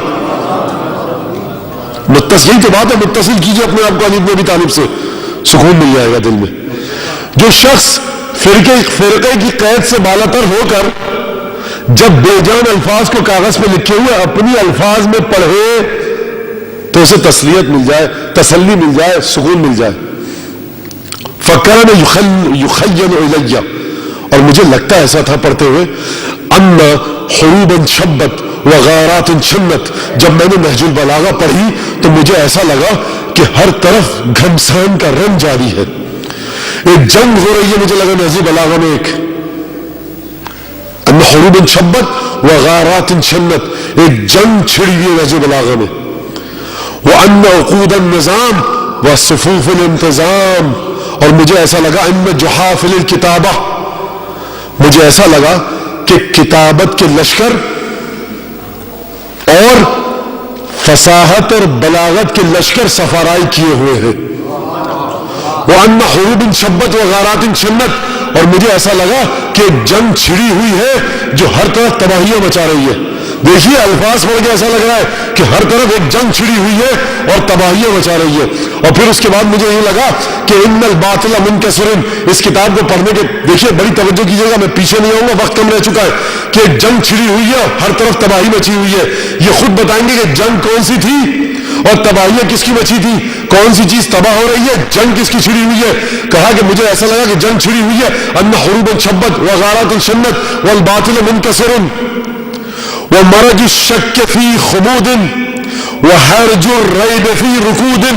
مجھے ایسا لگا کہ باطل ٹوٹ چکا ہے, شک اپنی جگہ پر منجمد ہو کر فنا ہو چکا ہے, اور شکوک و شبہات کو موت آ چکی ہے. اب سمجھ میں آیا تباہیاں کس کی بچی ہے. وَأَنَّ جَحَافِلِ الْكِتَابَ, اور پھر فرماتے وَإِنَّ لِلْبَلَاغَةِ صَوْلَةً وَلِلْفَصَاحَةِ دَوْلَةً, وَأَنَّ لِلْبَلَاغَةِ صَوْلَةً وَلِلْفَصَاحَةِ دَوْلَةً, اور مجھے ایسا لگا کہ اس کتاب کے اندر بلاغت کی حکومت ہے اور تابر توڑ جنگ ہو رہی ہے جس میں فصاحت آگے بڑھ بڑھ کے حملے کر رہی ہے. بھائی رک جائیے یہیں پر, آگے مت بڑھیے, اس بات کا حق ادا ہونا چاہیے. میں نے عرض کی شیخ ازہر ہیں, قرآن پڑھ چکے ہیں, صحیح مسلم پڑھ چکے ہیں, صحیح بخاری پڑھ چکے ہیں, امام نسائی کی سنن نسائی پڑھ چکے ہیں, تفسیر کبیر پڑھ چکے ہیں, تفسیر کشاف پڑھ چکے ہیں, تفاسیر کا مطالعہ ہے, صحاح ستہ کا مطالعہ ہے, سنن کا مطالعہ ہے, لیکن ان کو کہیں نہ ملا اپنا وہ گوہر گمشدہ, ملا تو نہج البلاغہ میں ملا. کہا کہ میں نے دیکھا وَأَنَّ لِلْفَصَاحَةِ دَوْلَةً وَلِلْبَلَاغَةِ صَوْلَةً, فصاحت اور بلاغت بڑھ بڑھ کے حملے کر رہی ہے اور بلاغت کی حکمرانی ہے. باطل ٹوٹ چکا ہے. مرج الشک فی رکود وحیج الریب فی خمود, باطل کی شکوک و شبہات کے شعلے بجھ چکے ہیں. آج جو شکوک و شبہات کی لگی ہوئی تھی وہ بجھ چکی ہے. شکوک و شبہات اپنی جگہ پر منجمد ہو کر فنا ہو چکے ہیں.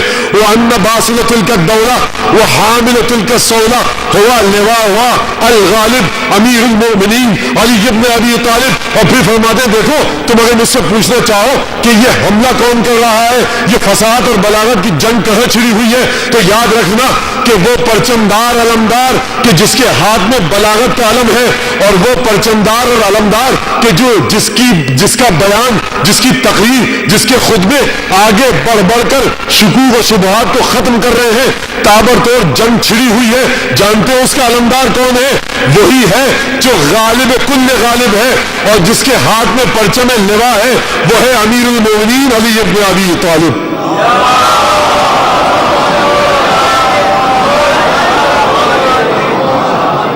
تو ہم جو کہتے ہیں مولا کائنات کو غالب علی کل غالب, ہم سے پہلے شیخ محمد عبدہو کہہ چکے وہ حامل لوائها الغالب. علی وہ ہستی ہے کہ جس میں بلاغت اور فصاحت اور یقین اور علم کا پرچم ہے, وہ علی ابن ابی طالب ہے. اور فرماتے ہیں امیر المومنین علی ابن ابی طالب. دیکھیے علم کی بحث, علم کی گفتگو فرقے کی قید میں مقید نہیں ہوتی. اور پھر یہیں تک اگر کہتے تو میں یہیں پر گفتگو ختم کر دیتا, لیکن عجیب بات کی وَكُنْتُ أَشْهَدُ أَحْيَانًا كُنْتُ أَشْهَدُ, اور کبھی کبھی میں یہ دیکھ رہا تھا, بہت مرتبہ میں نے ایسا دیکھا. اب اس کو ذرا بڑی توجہ کے ساتھ سنیے گا, میں دہرا نہیں سکتا, وقت بالکل کم رہ گیا میرے پاس, مجھے ابھی ایک دو منازل اور طے کرنی ہے. وَأَحْيَانًا كُنْتُ أَشْهَدُ أَنَّ رُوحًا عَقْلَانِيًّا لا يشبه خلقا جسدانيا فصل عن الموكب الالهي واتصل. عجیب انداز سے گفتگو کرتے ہیں, عجیب انداز ہے. اور مجھے بہت مرتبہ ایسا لگا کہ ایک نورانی عقل ہے, پھر دہراؤں گا, مجھے بہت مرتبہ ایسا لگا نہج البلاغہ پڑھتے وقت کہ ایک نورانی عقل ہے کہ جس کی کوئی شبیہ جسد جسم بدن انسانی میں نہیں. ایک ایسی نورانی عقل ہے جس کی حص علی ابن ابی طالب سے کہ جو گوشت پوست کا انسان تھا، علی ابن ابی طالب زمین پر چلتا تھا. میری سمجھ میں نہیں آ رہا کہ یہ عقل نورانی کا اس جسم سے تعلق کیا ہے. علی تو جسم و جسمانیات کا ایک مجموعہ تھے، گوشت پوست استخوان اور ہڈیوں کا، گوشت کا کھال کا. علی ایک مجموعہ ہے. میری سمجھ میں نہیں آ رہا کہ علی کی یہ عقل کو کس طرح سے میں سمجھوں کہ اس جسم میں کیسے آئی. عقلا نورانیا لا یشبہ خلقا جسدانیا، یہاں تک کہہ دیتی بات ختم ہو جاتی. آگے بڑھ کر کہا یہ عقل نورانی آئی کہاں سے؟ فصل عن الموکب الالہی، یہ عقل نورانی پروردگار کی الوہیت کے عالم غیب کی انجمن سے جدا ہو کر آئی ہے. فصل عن الموکب الالہی واتصل، اور یہاں آ کر علی کے جسم سے متصل ہوئی ہے. فخلعہ عن غاشیات الطبیعہ. دیکھیے علی ابن ابی طالب کی مدح سننی ہے تو جا کر شیخ عبدہو سے سنیے. بڑی عجیب انداز سے بات کی. اگر کہہ دیتے کہ فساد اور بلاغت ہے، اگر کہہ دیتے کہ علی نے یقین کو علم کو بلند کیا، اگر کہہ دیتے کہ علی نے شکوک و شبہات کو ختم کیا، تو میں بھی اس سے آگے نہ کہتا. لیکن کہہ رہے ہیں احیانا کنت اشہد ان عقلا نورانیا، ایک نورانی عقل ہے. فصل عن الموکب الالہی، جو پروردگار کی الوہیت کے عالم غیب کی انجمن سے جدا ہو کر آئی ہے اور اس جسم سے متصل ہوئی ہے.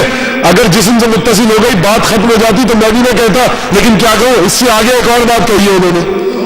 اب اگر آپ لوگ ناراض ہیں، مولانا آگے بڑھے جا رہے ہیں، تو دیکھیے میں یہ کہنا چاہ رہا ہوں کہ بس گفتگو آگے بڑھے جا رہی ہے تو وہ میں کیا کروں. شیخ عبدہو نے ہر جملے کے بعد ایک نیا جملہ کہا، ہر جملے کے بعد ایک نیا جملہ کہا. اب میرا کیا قصور ہے؟ غلطی ہے، گناہ ہے تو شیخ عبدہو کا ہے بھائی. تو دیکھیے کہا کہ قد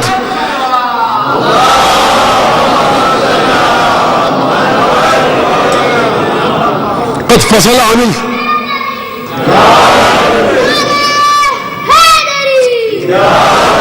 قد فصل عن الموت.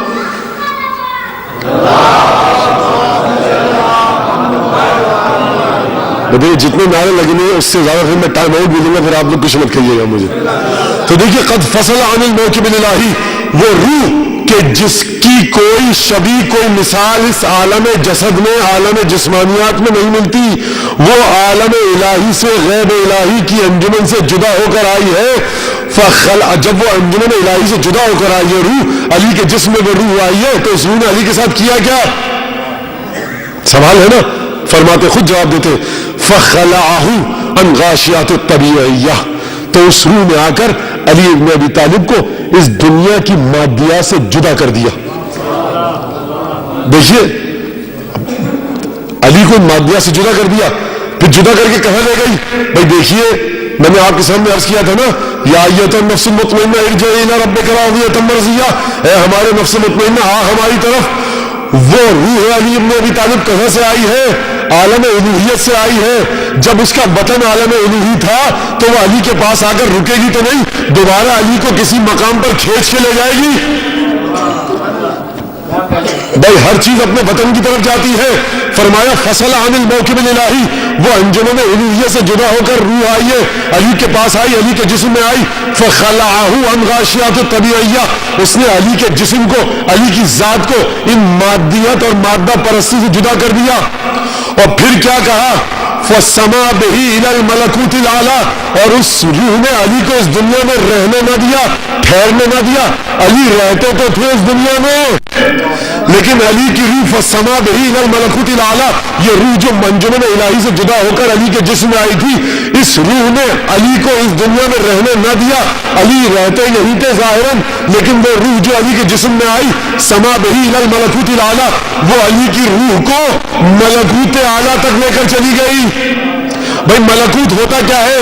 یہ شیخ محمد عبدہو ہے، ملکوت کا مطلب جانتے ہیں. ملکوت ہوتا کیا ہے؟ چلیے قرآن کی طرف. کذالک نری ابراہیم ملکوت السماوات والارض ولیکون من الموقنین، ہم نے، پروردگار فرما رہا ہے، ہم نے ابراہیم کو ملکوت دکھائے اور تاکہ وہ یقین حاصل کرنے والوں میں سے ہو جائیں. سورہ یاسین کی آخری آیت فسبحان الذی بیدہ ملکوت کل شیء، پاک ہے وہ ذات کہ جس کے ہاتھ میں ہر چیز کے غیب کی باغ ڈور ہے. یعنی علی کی روح نے علی کے جسم کو اس دنیا میں رکنے نہیں دیا. علیم متصل ہے عالم غیب سے. اب جو چاہتا ہے کہ اس کی غیب تک رسائی ہو اسے دروازہ علیم میں ابی طالب پر آنا پڑے گا.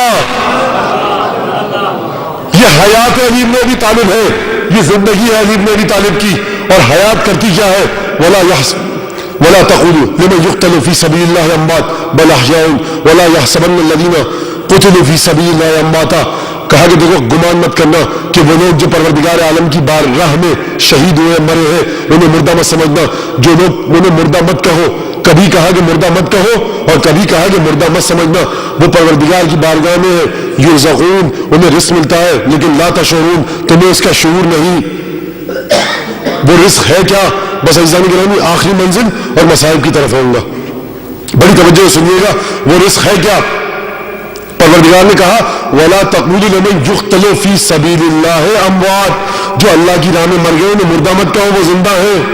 یرزقون, انہیں رزق مل رہا ہے لیکن لا تشعرون, تمہیں شعور نہیں ہے. خبردار لا يحسبن الذين قتلوا في سبيل الله امواتا, جو اللہ کی راہ میں قتل ہوئے انہیں مردہ سمجھنا بھی مت. انہیں رزق مل رہا ہے, وہ پروردگار کی بارگاہ میں ہے. تو اب بہت حساس منزل فکر. پروردگار تجھ سے ایک سوال ہے, تو نے خود حکم دیا سوال کا, میں تجھ سے ایک سوال کر رہا ہوں. پروردگار وہ لوگ جو تیری راہ میں مرے ہیں, سید الشہداء امام حسن مجتبی امیر المومنین شہداء کربلا ائمہ اطہار معصومین, ان کے اصحاب, یہ خدا کی راہ میں مرے, انہیں مردہ مت کہو, مردہ مت سمجھنا, انہیں رزق مل رہا ہے, یہ زندہ ہے, تم ان کی حیات کو نہیں سمجھ سکتے. پروردگار کیا شمر اس وقت مردہ ہو چکا ہے؟ کیا یزید اس وقت مردہ ہو چکا ہے؟ کیا ابو جہل اور ابو لہب مردہ ہو چکے ہیں؟ اگر وہ مردہ ہوتے تو خدا سورہ واقعہ میں یہ نہ کہتا کہ ہم انہیں عذاب دیں گے. وہ اصحاب الشمال ما اصحاب الشمال فی سموم و حمیم و ظل من یحموم. اصحاب شمال الٹے ہاتھ والے جو ہے, جو الٹے ہاتھ پر ہے, سورہ واقعہ کا اعلان ہے. وہ اصحاب الشمال فی اصحاب الشمال فی سموم و حمیم, وہ لوگ کھولتے ہوئے گرم پانی میں ہیں. پروردگار اس کا مطلب یہ ہے کہ ابو جہل اور ابو لہب کہ جنہوں نے رسول کو تکلیفیں دی, جنہوں نے رسول کے پیغام کو نہ مانا, وہ بھی زندہ ہیں. جب زندہ ہے تبھی تو عذاب کا مزہ چکھیں گے. اگر مکمل طور سے فنا ہو چکے ہو, اگر زندگی کی کوئی رمق ان میں باقی نہ ہو, تو پھر تیرا عذاب انہیں کیا نقصان پہنچائے گا؟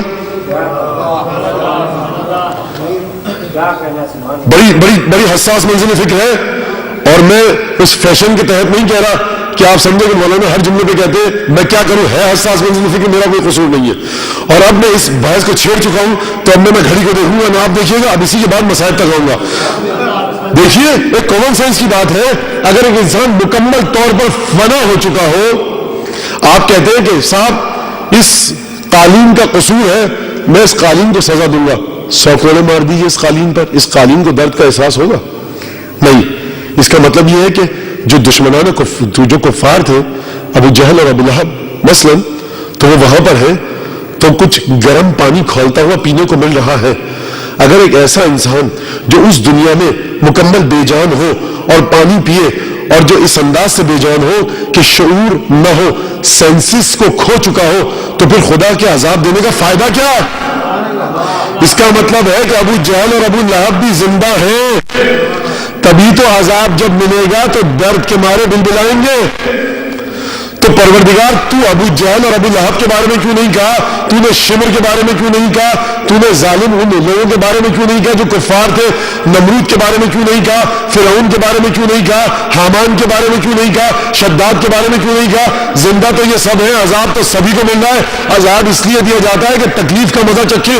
تکلیف اس وقت آتی ہے جب انسان میں حیات کا کوئی پہلو ہو. تو اپنے رستے میں مرنے والوں کو کیوں کہا کہ یہ زندہ ہیں, ان کے بارے میں نہیں کہا کہ وہ بھی زندہ ہیں, جبکہ زندہ تو وہ بھی ہے. اور ان کے بارے میں کہا کہ دیکھو یرزقون, انہیں رزق مل رہا ہے لیکن تم نہیں سمجھ سکتے. تو پروردگار رزق تو انہیں بھی مل رہا ہے, فی سموم و حمیم و ظل من یحموم لا بارد ولا کریم. ایسا رزق مل رہا ہے کہ کھولتا ہوا پانی ہے, انہیں پلایا جا رہا ہے, نہ مر رہے نہ جی رہے. کلما جدلنا, اور ہم انہیں اس انداز سے جلائیں گے, بدلنا پروردگار نے کہا جب بھی ہم انہیں جلائیں گے اس انداز سے, تو ان کی پرانی کھال جب گر جائے گی دوسری کھال اگا دیں گے تاکہ پھر جلا سکے. تو کھال اگ رہی ہے, کھال گر رہی ہے, کھال جل کر تکلیف میں مبتلا ہے, تو حیات ہے نا. رزق کا ایک یہ بھی پہلو ہے، بھئی گرم پانی مل رہا ہے وہ بھی پروردگار ہی کی طرف سے مل رہا ہے، وہ شیطان تو نہیں پلا رہا انہیں، وہ بھی ان کے کرتوتوں کی سزا ہے جو مل رہی ہے، لیکن اسے رزق نہیں کہا، اسے رزق کہا۔ تو وجہ کیا ہے، فرق کیا ہے؟ اس کا مطلب یہ کہ یہ ہے تو احیاء، یہ زندہ ہے، حیات ہے، رزق مل رہا ہے، لیکن رزق مل رہا ہے تو کس انداز کا مل رہا ہے؟ انہیں نہیں کہا کہ رزق مل رہا ہے۔ دیکھیے بڑی توجہ کیجیے گا، کیونکہ یہ وہ رزق ہے کہ عطا الہی ہے، یہ انعام ہے، انعام فخر کا باعث ہے، ایک تمغہ ہے، کیونکہ تمغہ ہے اس لیے تعریف میں کہا کہ ہم انہیں خاص رزق دے رہے ہیں، انہیں بھی رزق دے رہے ہیں، لیکن وہ انعام کے طور سے نہیں ہے، ہماری بارگاہ میں ذلیل ہے، وہ ہماری بارگاہ کے راندے درگاہ ہے، وہ مردود ہے، قرآن کا لفظ ہے اس لیے میں استعمال کر رہا ہوں، وہ مردود ہے، وہ ملعون ہے، وہ ہماری بارگاہ میں کسی انعام کے لائق نہیں ہے، ان کی حیات کل عدم ہے، اس لیے ہم ان کا ذکر نہیں کر رہے، حیات تو ان کی ذکر کر رہے ہیں جنہیں ہماری طرف سے انعام مل رہا ہے۔ اب یہ انعام کیا ہے، یہاں تک سمجھ میں آ گئی بات؟ اب یہ انعام کیا ہے؟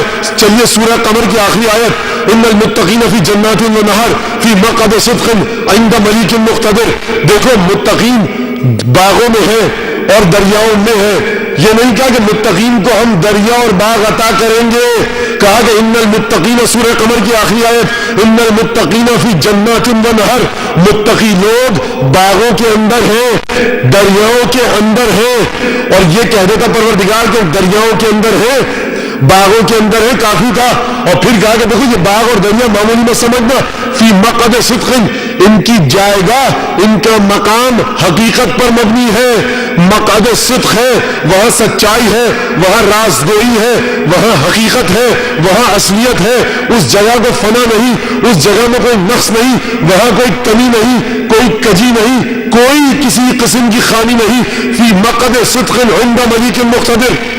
اور پروردگار کہہ دیتا مقعد صدق تو کافی تھا، لیکن پھر آگے بڑھ کر کہا پروردگار نے فی مقعد صدق، ان کے بیٹھنے کی جگہ، ان کے رہنے کی جگہ مقعد صدق ہے، وہ سچائی کا مقام ہے، اس کا مقام کیا ہے؟ عند ملیک مقتدر، اس بادشاہ کے پاس ہے کہ جو بڑا اقتدار والا ہے۔ بہت توجہ کیجیے گا، سنیے میری بات، اب پروردگار کہہ سکتا تھا فی مقعد صدق عند رحیم کریم، رحیم اور کریم بھی کہہ سکتا تھا پروردگار، شاکر اور علیم بھی کہہ سکتا تھا، قوی اور عزیز بھی کہہ سکتا تھا، ذوالجلال والاکرام بھی کہہ سکتا تھا۔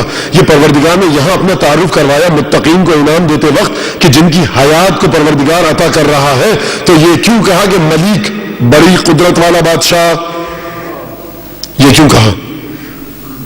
سوال سمجھ میں آیا؟ ملیک مقتدر کیوں کہا؟ رحیم اور کریم بھی کہہ سکتا تھا یا نہیں پروردگار؟ یا آپ نے اور میں نے پروردگار کی نعوذ باللہ زبان روکی ہوئی تھی؟ زبان تو ہم نے نہیں روکی تھی۔ فی مقعد صدق عند ملیک مقتدر، وہ پروردگار جو مقتدر ہے، بڑا اقتدار والا ہے، بڑی طاقت والا بادشاہ ہے، اس کی بارگاہ میں ہے، تو پروردگار یہ بتلانا چاہتا ہے کہ دیکھو ہماری بارگاہ میں جو جس انداز سے آئے گا اسے وہی خصوصیت عطا ہوگی۔ یہ متقین جو ہے یہ ہمارے پاس ہے، ان کا مقام عندیت یہ ہے، ان کے تعلق کا سلسلہ ہم سے یہ ہے کہ ہمارا نام ہے ملیک، ہم ہے مقتدر، یہ اسی جہت سے ان کا ہم سے تعلق ہے، یعنی جس انداز سے ہماری بادشاہت ہے، ان بندوں کی بھی بادشاہت اسی انداز سے ہے، اور جس انداز سے ہمارا اقتدار ہے بنی نوع انسان پر، بشریت پر، مخلوقات پر، اسی انداز سے ان بندوں کا اقتدار ہے۔ تو سمجھ میں آیا کہ پروردگار جو شہداء کو حیات دے گا تو وہ حیات معمولی نہیں ہوگی، اپنی بارگاہ خاص میں بلائے گا اور اپنی وہ صفت عطا کرے گا کہ جس کے ذریعے پروردگار کائنات پر حکومت کر رہا ہے۔ تو اب ان بندوں کی یہ حیات ہے کہ اگرچہ یہ بندے جو خدا کی راہ میں قتل ہو چکے ہیں، کشتہ راہ خدا ہے، یہ پروردگار عالم کی بارگاہ میں اس انداز سے ہے کہ جس انداز سے پروردگار کی حکومت ہے عالمین پر، ان کی بھی اسی انداز سے حکومت ہے۔ تو اب اگر کوئی کسی ذریعے پر جا کر کچھ مانگے تو یہ نہ کہنا کہ یہ شرک ہو گیا، یہ وہی بندے ہیں جو پروردگار کی اس بارگاہ میں ہیں کہ جہاں پروردگار کی مطلق اور بغیر کسی قید کے سلطنت ہے۔ یہ بندے اگر دے رہے ہیں تو اسی سلطنت کی روح سے دے رہے ہیں جو پروردگار کو حاصل ہے۔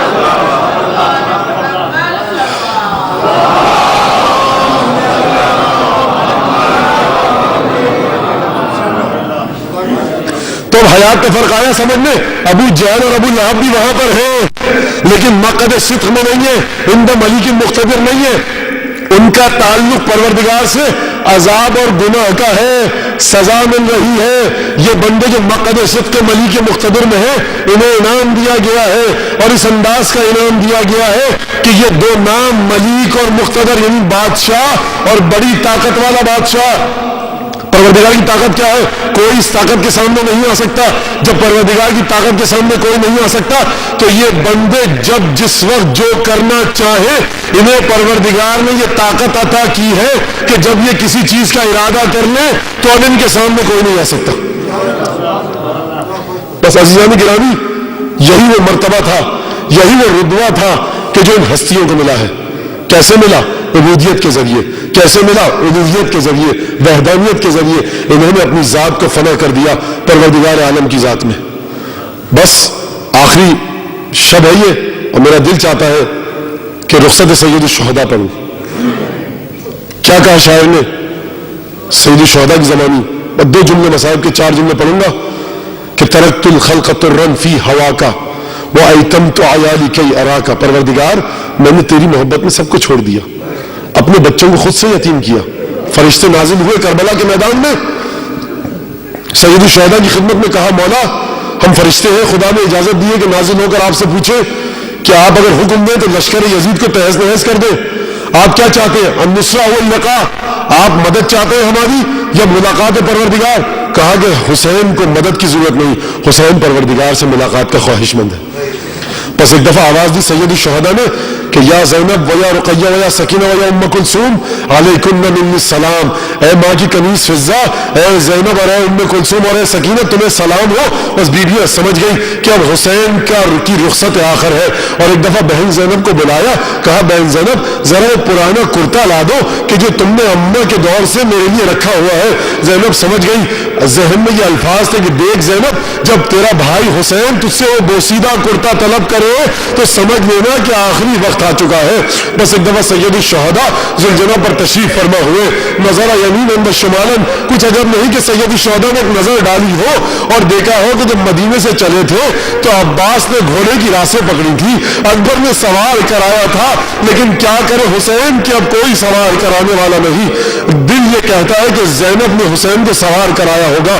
بس ایک دفعہ حسین گئے آگے، جنگ کرتے جاتے ہیں، اور ایک دفعہ ٹیلے پر آئے اور یہ جملہ کہا لا حول ولا قوت الا باللہ، یعنی بہن زینب جب تک حسین کی آواز آتی رہے سمجھ لینا کہ حسین زندہ ہے۔ پھر دوبارہ ٹیلے سے نیچے اترے اور ایک دفعہ جنگ کی، دوبارہ ٹیلے پر آئے اور آ کر کہا لا حول ولا قوت الا باللہ، بہن زینب گھبرانا مت، حسین زندہ ہے۔ بس ایک دفعہ جنگ کرتے جاتے ہیں اور ایک دفعہ عجیب منظر دیکھا، حسین کی آنکھوں نے جنگ کرتے کرتے گنج شہیدہ پر نظر پڑی تو حسین ابن علی نے ایک آواز بلند کی، حل من ناصر ینصرنا، ہے کوئی میرا ساتھی جو میری مدد کرے؟ اور لاشوں کی طرف دیکھ کر حسین نے کہا یا فرسان الحیجہ ما لکم انادیکم فلا تجیبونی، اے میرے شہسوار بہادروں تمہیں کیا ہو گیا ہے؟ حسین مدد کے لیے پکار رہا ہے، اٹھ کر مدد کیوں نہیں کرتے؟ مقتل کے الفاظ ہیں کہ لاشوں میں تھر تھراہٹ پیدا ہوئی اور ایک آواز آئی مولا موت نے پیروں میں بیڑیاں ڈال دی ہے، ورنہ جی چاہتا ہے کہ دوبارہ آپ کی مدد کرے۔ جنگ کرتے جاتے ہیں اور ایک دفعہ کوفے کا رخ کیا، مسلم ابن عقیل کا نام لیا، حامی ابن عروہ کا نام لیا۔ آپ جانتے ہیں مسلم کا نام کیوں لیا؟ کیونکہ مسلم نے دارالعمارہ کی چھت پر گرنے سے پہلے حسین کو سلام کیا تھا۔ حسین گھوڑے سے زمین پر آنے والے ہیں، مسلم کو سلام کیا، مسلم کی طرف لبیک کہا۔ بس ایک دفعہ جنگ کرتے جاتے ہیں اور ایک دفعہ حسین کی سانس ابتر ہونے لگی، سانس اکھڑنے لگی۔ حسین ایک کونے میں گئے اور چاہتے تھے لیستریح ساعتن، ایک دفعہ کچھ سانس کو، اپنی سانس کی ڈور کو دوبارہ مناسب کر لیں، متناسب کر لیں۔ ایک دفعہ رما ہو بسہم، ایک ظالم نے تیر کا وار کیا جو حسین کے گلو مبارک پر آ کر لگا، اپنا چلو لیا، خون بھرا اور آسمان کی طرف پھینکا۔ حسین سستانا چاہتے تھے کہ کسی ظالم نے فرما ہو بحجرن، ایک پتھر پیشانی پر آ کر لگا۔